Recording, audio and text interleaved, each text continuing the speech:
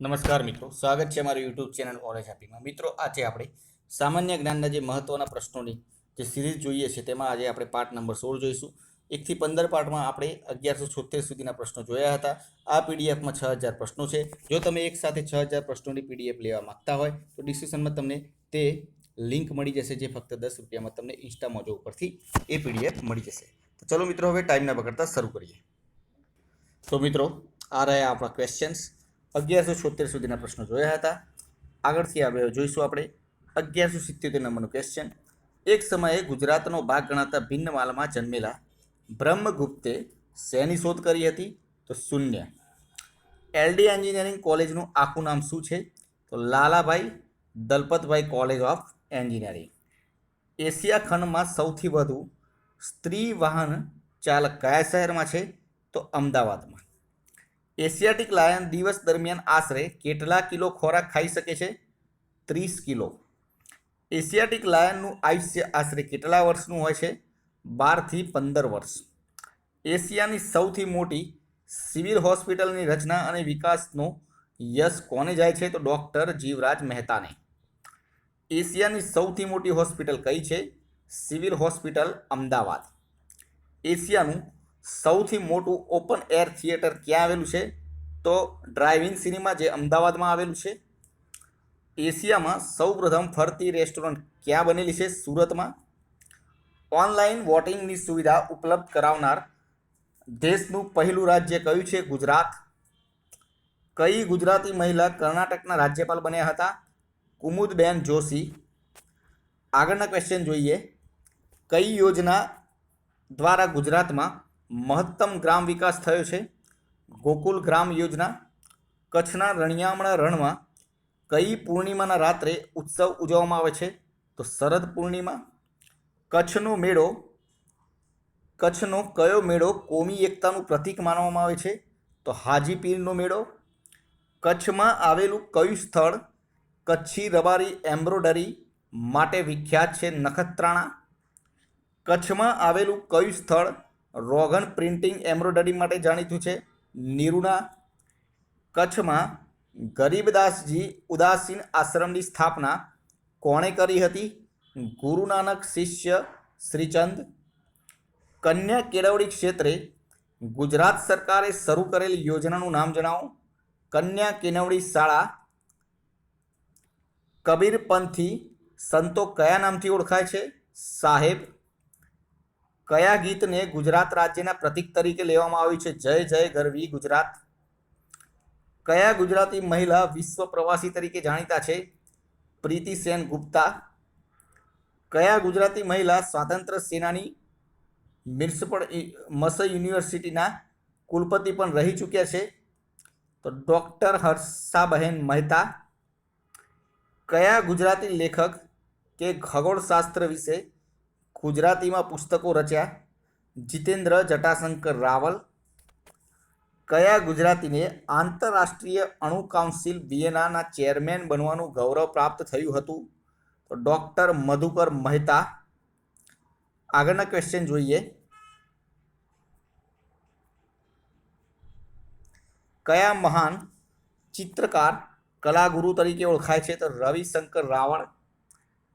કયા મુખ્યમંત્રીના શાસન દરમિયાન પછાત વર્ગોને મદદ કરવા કુટુંબ પોથીની પદ્ધતિ દાખલ કરવામાં આવી? માધવસિંહ સોલંકી. કયા રાજવીએ અસ્પૃશ્ય વિદ્યાર્થીઓ માટે 2 છાત્રાલયોનું નિર્માણ કરાવી તેઓ દેશમાં અને વિદેશમાં ભણી શકે તે માટે સ્કોલરશીપની વ્યવસ્થા કરી આપી હતી? મહારાજા સયાજીરાવ ગાયકવાડ. કયા શહેરને ફૂલોનું શહેર કહેવામાં આવે છે? પાલનપુર. કયા સંતે બાંધેલી ઝૂંપડી સત્તાધારના નામથી પ્રખ્યાત બની? સંત શ્રી આપા ગીગા બાપુ. કયા સ્થપતિએ ભુજના પ્રાગ મહેલની ડિઝાઇન તૈયાર કરી હતી? મેકલેન્ડ. ક્વાંટ મેળો ક્યાં ભરાય છે? છોટાઉદેપુર. કાયદાનું શિક્ષણ આપતી ગુજરાતની જૂની અને જાણીતી સંસ્થા કઈ છે? તો Shri L.A. Shah law college Ahmedabad.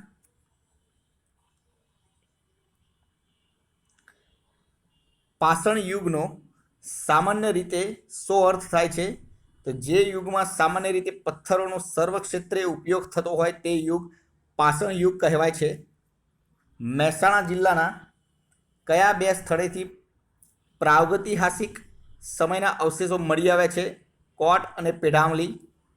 અમદાવાદમાં આવેલા લોથલની શોધ કોણે કરી હતી? શ્રી એસ આર રાવે. અમદાવાદમાં આવેલા લોથલને તેની પ્રાચીનતાને કારણે કયા પ્રાચીન સ્થળ સાથે સરખાવી શકાય છે? મોહેન્જો-દડો સાથે. સરિયાતીનો પુત્રનું નામ શું હતું? આનર્ત.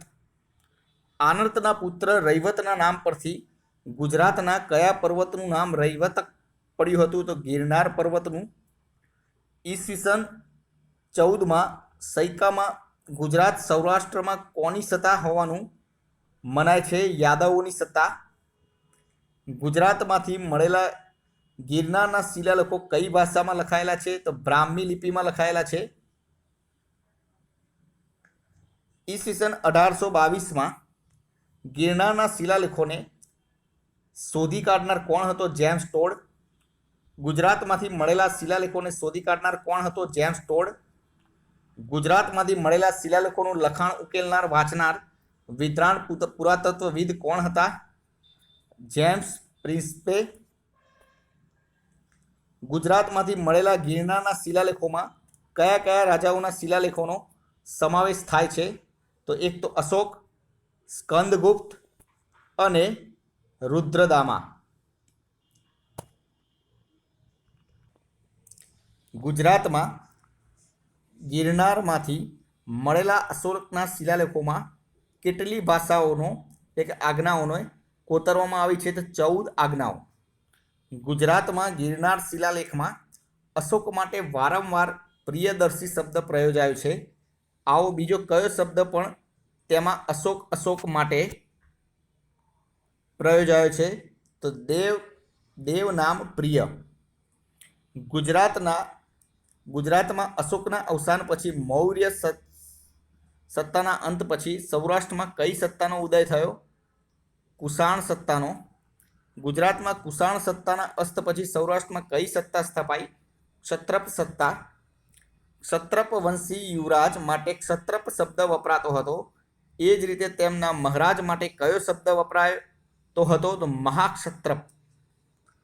દક્ષિણ ભારતના સાતવાહન વંશના કયા રાજવીએ ક્ષત્રિય રાજવી નરપાનને હરાવીને ક્ષત્રિયોની સત્તાનો અંત આણ્યો? ગૌતમી પુત્ર સાતકર્ણી. ક્ષત્રપ રાજવી નહપાનની રાજધાની ક્યાં આવેલી હતી? તો ભૃગ, કચ્છમાં. જૂનાગઢમાં આવેલું સુદર્શન તળાવ કોણે બંધાવ્યું હતું? સ્કંદગુપ્તના સુબા પુષ્પગુપ્તે. કાંકરિયા તળાવની મધ્યમાં કયું જોવાલાયક સ્થળ આવેલું છે? નગીનાવાડી. કાંતિ મીડિયાની નાટ્ય સંસ્થાનું નામ શું છે? નાટ્ય સંપદા. કુદરતી રંગો દ્વારા તૈયાર થતા અને દુર્લભ કલાત્મકતા ધરાવતા પટોળા ગુજરાતના કયા શહેરમાં બને છે? તો પાટણમાં. કુમાર ગાંધર્વ એવોર્ડ કયા રાજ્યની સરકાર આપે છે? ગુજરાત. કુમારપાળે કોની પ્રેરણાથી જૈન ધર્મ સ્વીકાર્યો હતો? હેમચંદ્રાચાર્ય. કૃષ્ણમિત્ર સુદામાનું એક મંદિર ક્યાં આવેલું છે? પોરબંદરમાં. કેન્સરના નિદાન અને તાત્કાલિક સારવાર માટેના મોબાઈલ હોસ્પિટલ પ્રોજેક્ટનું નામ શું છે? સંજીવની રથ. કેળવણીકાર નાનાભાઈ ભટ્ટે સ્થાપેલી લોકભારતી સણોસરા સંસ્થા કયા જિલ્લામાં આવેલી છે? ભાવનગર. ખંભાતનું પૌરાણિક નામ શું છે? સ્તંભ તીર્થ. ગુજરાતના પૌરાણિક ઇતિહાસની આરંભ કોના સમયથી થાય છે? સરિયાતી. ગુજરાતના પ્રાચીન ઇતિહાસનું સંશોધન કરનાર વિદ્વાનોમાં કોનું નામ જાણીતું છે? ડૉક્ટર હસમુખ સાકડિયા.